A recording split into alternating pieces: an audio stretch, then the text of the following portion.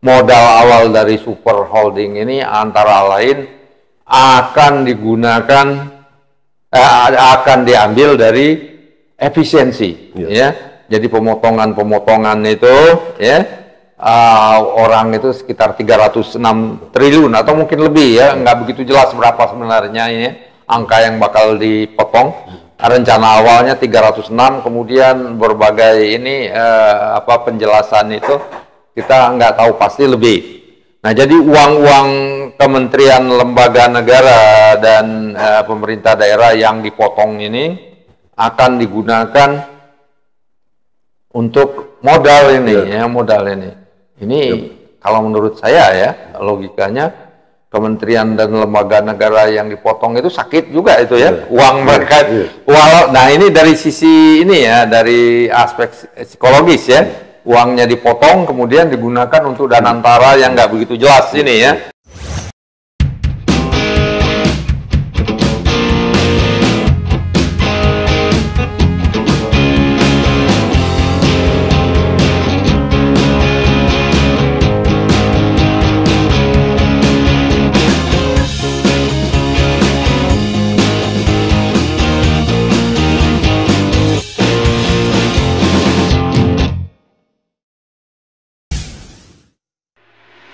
Assalamualaikum warahmatullahi wabarakatuh. Jumpa lagi di podcast TV Mas Umi.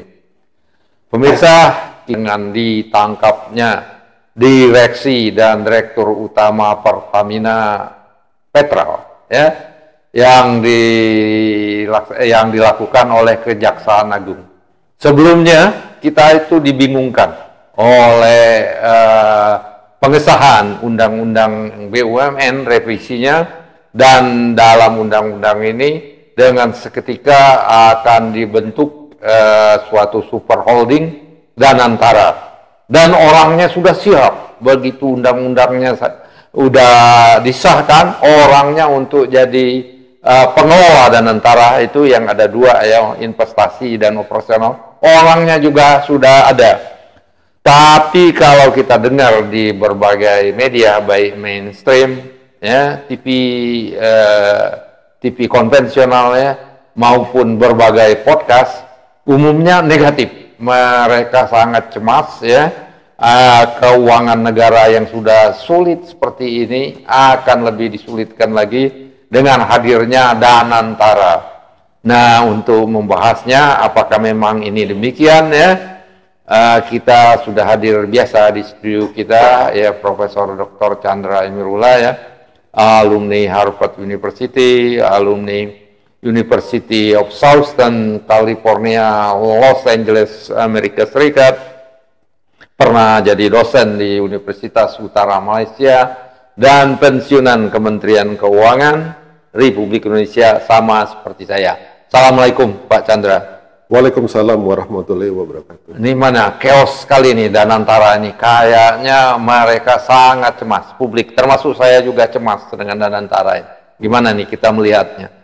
Ya, kalau kita lihat pemberitaan di TV, di radio, memang masalah danantara ini lagi mencuat, ya, lagi viral sekarang, ya. Karena memang masyarakat tuh masih agak khawatir, ya, curiga, takut danantara ini bisa menjadi suatu badan yang tidak akan mencapai misinya, bahkan merugikan rakyat, melalui turunnya nilai aset BUMN atau hilangnya aset BUMN. Ya. Kalau misalkan dana yang dikelola oleh danantara ini tidak dikelola dengan baik. Tapi kalau kita lihat tujuannya, memang tujuan danantara ini sebenarnya bagus, ya. Jadi untuk mengoptimalkan aset-aset BUMN yang selama ini kurang dioptimalkan di dalam penggunaannya, karena kita kan kekurangan modal, ya. Mau mencari investor asing untuk investasi di dalam negeri itu kan agak sulit, ya. Sedangkan kita ada modal dari aset-aset BUMN yang kalau disinergikan, dari misalkan 7 BUMN, itu akan menjadi suatu modal yang sangat besar dan bisa menjadi modal besar untuk bisa membangun proyek-proyek di dalam negeri, misalkan proyek-proyek hilirisasi ya.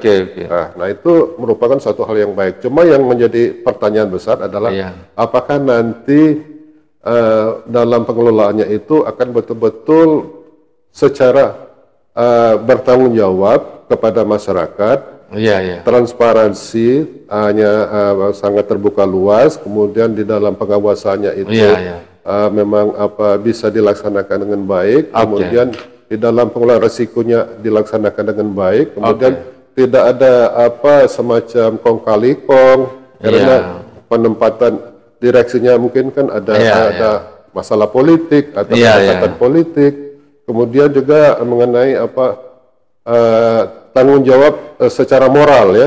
Kita melihat bahwa kasus-kasus BUMN yang terjadi belakang ini kan kita sangat sedih ya, karena walaupun manajer-manajernya itu dikenal profesional, tapi dari segi moralitas itu mereka kurang. Jadi mereka masih sering terjebak dengan masalah-masalah moral ini, artinya dari segi masalah integritasnya, sehingga aset-aset yang diserahkan ke mereka untuk dikelola dengan baik, tetapi ternyata mereka masih terlibat atau terjerumus ke dalam praktek-praktek korupsi atau kebocoran yang sangat merugikan negara.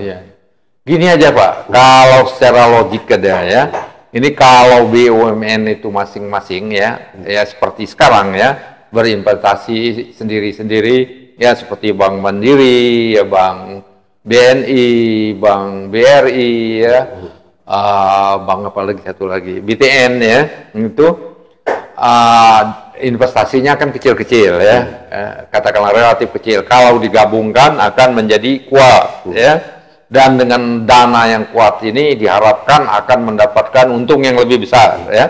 Itu logiknya. Nah, sekarang kita lihat orangnya Pak. Ini untuk berinvestasi ya ke tempat yang menguntungkan itu kan harus punya orang yang mempunyai keahlian khusus kan. Mempunyai keahlian khusus itu, sehingga ya bukan uangnya aja yang cukup, orangnya itu ahli, tahu menimbang risiko ya, melihat peluang dan lain sebagainya. Tapi sekarang kayaknya kalau kita lihat, begitu undang-undang itu selesai, orangnya sudah ada, dan orang-orangnya itu kita nggak melihat jejak rekodnya itu di bidang investasi ini bagaimana? Ini gimana kalau menurut Pak Chandra? Ya, kalau kita melihat orang-orang yang katanya akan menduduki sebagai manajer atau pengelola Danantara ini, kelihatannya punya dasar atau latar belakang yang cukup baik ya. Seperti Pandu Sarir, kemudian Rosan yang Menteri Investasi ya. Tapi kita juga nggak tahu, karena kadang-kadang di bawahnya ini mungkin sebagai orang yang lebih bertanggung jawab di dalam pengelolaan sehari-hari, kita tidak tahu siapa mereka kan. Karena kan sekarang banyak rekayasa yang bisa dilakukan dalam investasi ini, dalam pelaporan keuangan ya.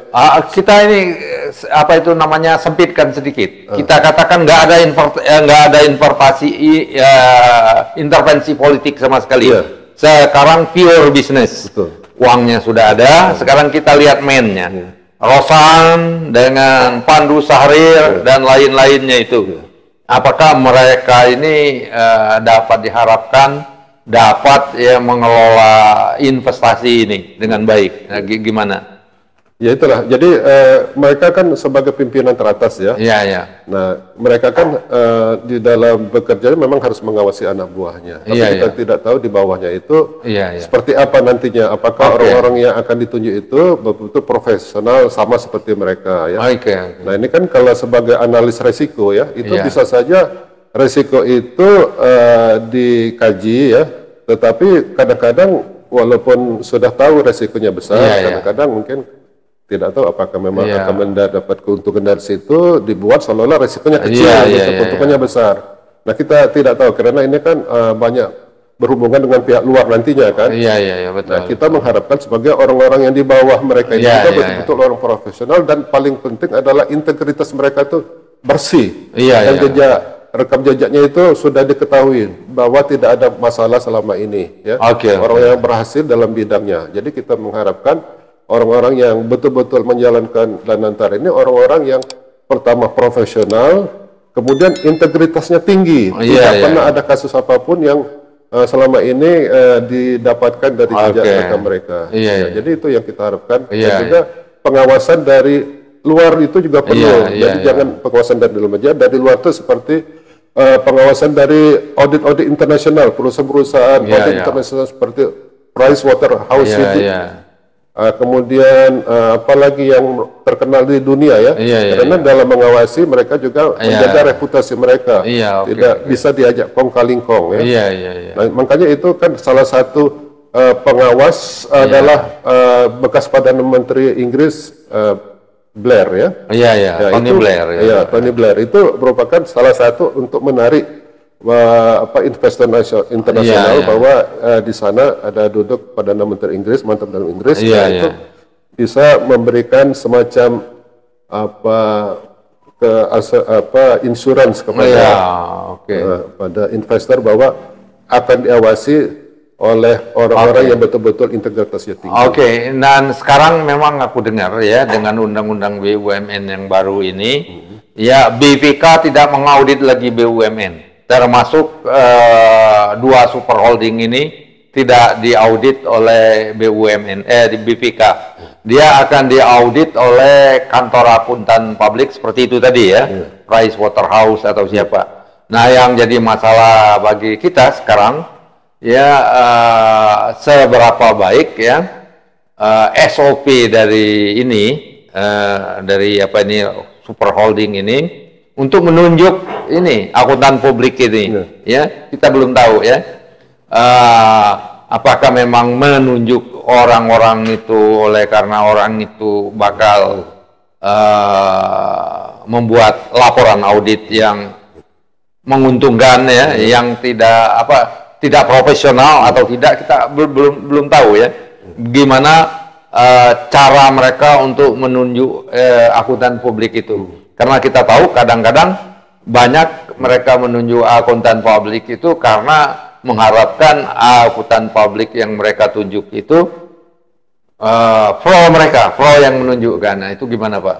Ya, kita mengharapkan bahwa sebagai pemegang saham pemerintah di sini, ya, diwakili oleh Kementerian BUMN itu betul-betul menunjuk atau mengharapkan Danantara ini menggunakan akuntan publik internasional yang betul-betul kredibel, ya.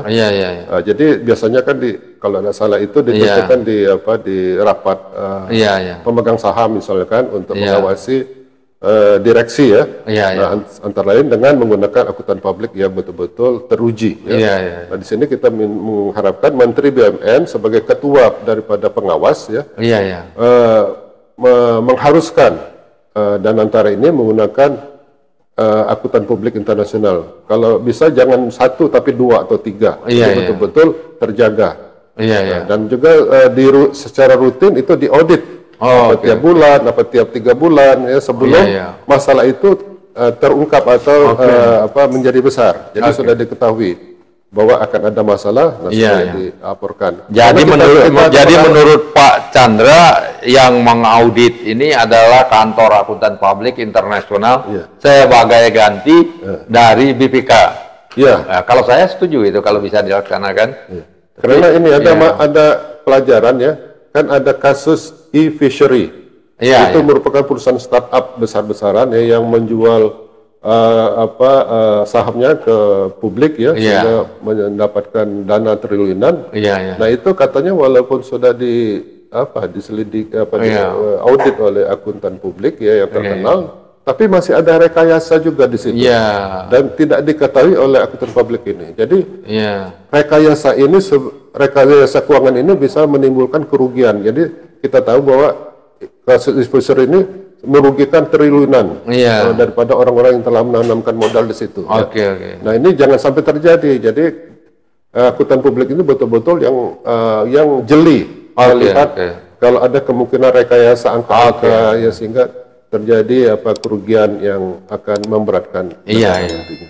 Nah ini ada lagi Pak Chandra, ini mau mohon komennya. Saya dengar ini dari berbagai media itu modal awal dari super holding ini antara lain akan digunakan akan diambil dari efisiensi, ya.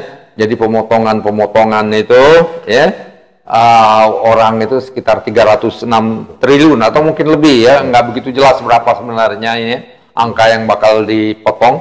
Rencana awalnya 306, kemudian berbagai ini penjelasan itu kita nggak tahu pasti lebih. Nah, jadi uang-uang kementerian, lembaga negara dan pemerintah daerah yang dipotong ini akan digunakan untuk modal ini, ya, modal ini. Ini kalau menurut saya, ya, logikanya kementerian dan lembaga negara yang dipotong itu sakit juga itu, ya, uang mereka. Nah, ini dari sisi ini, ya, dari aspek psikologis, ya, uangnya dipotong kemudian digunakan untuk danantara yang nggak begitu jelas ini, ya. Dan di lain sisi kalau kita lihat dari segi ekonominya, ya, untuk ekonomi walaupun nggak efisien, ya uang digunakan untuk perjalanan dinas kan pasti ada gunanya, ya, beli tiket, makan, uang untuk rapat-rapat di hotel kan, walaupun nggak efisien itu ada uangnya untuk pegawai hotel, untuk beli ini sayur, untuk apa, ya, uang untuk apalagi, ya, kegiatan-kegiatan seminar atau apa, ya, itu ya memang nggak efisien mungkin, ya, tapi itu masih turun ke masyarakat. Sekarang uangnya masuk ke danantara yang nggak jelas, ya, apakah kapan, ya, ini kan perusahaan baru, ya, perusahaan baru. Kemungkinan untuk dapat laba itu nggak jelas, walaupun sudah lama juga nggak jelas, karena pengalaman kita sudah cukup dengan ini, ya, pusat investasi pemerintah itu gagal total, ya. Kemudian ada SMI, ya, gagal total, ya, berapa banyak uangnya hangus saja nggak. Sekarang seperti ini gimana Pak, menurut Pak Chandra? Ya, kalau dari segi penghematan, ya, atau efisiensi itu memang bagus. Jadi kan dana APBN selama ini dianggap kurang produktif, ya, kurang efisien, itu dialihkan ke hal-hal yang produktif. Seperti itu bagus, kan, ya. Ini kan ke danantara ini kan akan diinvestasikan ke dalam proyek yang akan menghasilkan pertumbuhan ekonomi nantinya kan, itu kan bagus kan. Kalau berhasil, kalau tidak ada. Tapi yang jelas itu sangat ajaib, ya. Baru berdiri mereka langsung berhasil tuh, sangat ajaib. Kalau menurut saya nggak mungkin. 2025, ya, mereka baru mikir-mikir mau investasi kemana, ini langsung aja mereka berhasil tuh nggak mungkin itu untuk berapa tahun. Nah, yang jelas itu kementerian lembaga negara, ya, yang dipotong itu jelas sakit itu, ya, mereka. Ya, itu memang kita melihat bahwa kemungkinan besar itu kementerian lembaga yang dipotong itu akan kehilangan kemampuannya untuk melayani masyarakat. Jadi pelantaran masyarakat itu akan terganggu, ya, karena memang banyak yang dipotong, termasuk juga anggaran rutin, pemeliharaan jalan misalkan. Kalau jalan nggak dipelihara kan pasti orang-orang yang lewat jalan itu akan terpengaruh kan, jalannya berlobang atau misalkan banjir dan sebagainya kan, kalau gotnya nggak dipelihara, atau bendungan misalkan, sehingga mempengaruhi pertanian kan, pangan gitu nantinya. Karena kan dari Kementerian PU aja kan dipotong besar sekali kan, besar sekali, betul, ya. Kemudian juga ada pegawai-pegawai yang terpaksa di PHK, ya. Nah, itu kan pasti besar dampaknya terhadap itu, ya, ekonomi, dari segi barang-barang yang selama ini dikonsumsi oleh pemerintah kemudian tidak lagi, seperti pekerjaan dinas, hotel, berpengaruh itu terpukul semua, itu. Sekarang artinya ada pengaruh juga terhadap ekonomi, ya. Tapi kalau kita lihat dari segi investasi kan multiplier efeknya kan lebih besar di sana. Kalau berhasil. Dan juga katanya pemerintah itu punya program yang sudah siap untuk dilaksanakan. Jadi diragukan kalau saya, ya, karena ini proses ininya timbulnya danantara ini ajaib, ya. Ya, tidak melibatkan masyarakat, ya, kita baru tahu sekarang beberapa hari. Kemudian kalaupun masyarakat itu dilibatkan, kita nggak jelas, ya, apa itu namanya, resume-nya, notanya, analisisnya gimana, analisis mereka ini diterima atau tidak, nggak begitu jelas itu ruang gelap yang sangat gelap itu kalau menurut saya. Ya, kalau menurut Pak Luhut ya katanya akan diinvestasikan ke dalam misalkan artificial intelligence, kemudian untuk energi, untuk pangan dan sebagainya. Jadi tapi itu kan kita ingin melihat apakah ini memang berhasil karena kan ini kan proyek besar ya dan jangka panjang. Memang hasilnya kan tidak akan diketahui dalam waktu 1 tahun atau 2 tahun. Nah itu juga kita harus masih menunggu. Tapi kalau proyek APBN kan dalam 1 tahun kan harus habis. Kita ketahunan nanti dampaknya kan nanti terhadap ekonomi kan, terhadap pendapatan masyarakat. Jadi kita berharap saja bahwa Danantara ini akan dikelola sebaik-baik. Iya, itu harapan kita memang. Tidak ada celah untuk kebocoran, korupsi. Jadi betul-betul mendatangkan manfaat pada rakyat dalam bentuk pertumbuhan ekonomi yang lebih tinggi. Itu yang kita mendukung program Presiden Prabowo mencapai 8% pertumbuhan ekonomi.